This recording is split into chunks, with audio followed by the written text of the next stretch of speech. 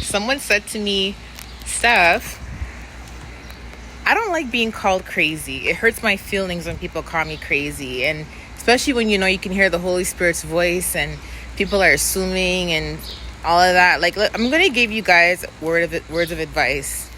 I used to be like that too. One thing about me is I don't like when people accuse me for stuff. I don't like being called crazy when I know something's true. I don't like that. But let me tell you something.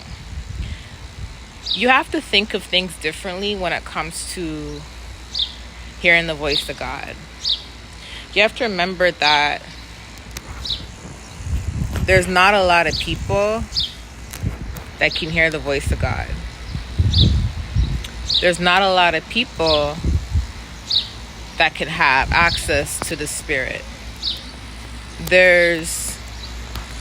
God said in his last days, he's pouring his Spirit on his sons and daughters. They're going to dream dreams, see visions, etc.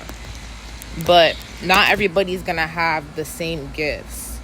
And you have to remember something. There's people who are like the Pharisees who, if they don't hear God or they just have a dream or whatever, basically religious spirit, they will call you crazy. And there's people who are not religious and who don't walk with God, and they'll call you crazy too. But you just got to see it like this. Out of 100% of people, there's probably about 5 to 10% that can actually hear the Holy Spirit. Because to be able to hear God means you gotta be able to hear in the Spirit. To hear Holy Spirit, you gotta be able to hear in the Spirit, right? And that's not everybody.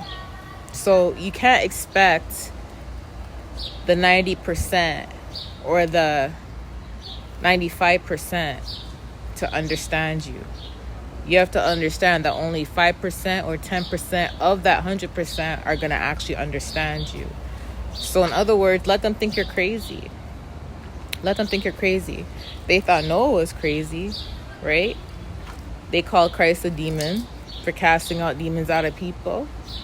They called him a demon for healing people. They called him crazy. They said he's a madman.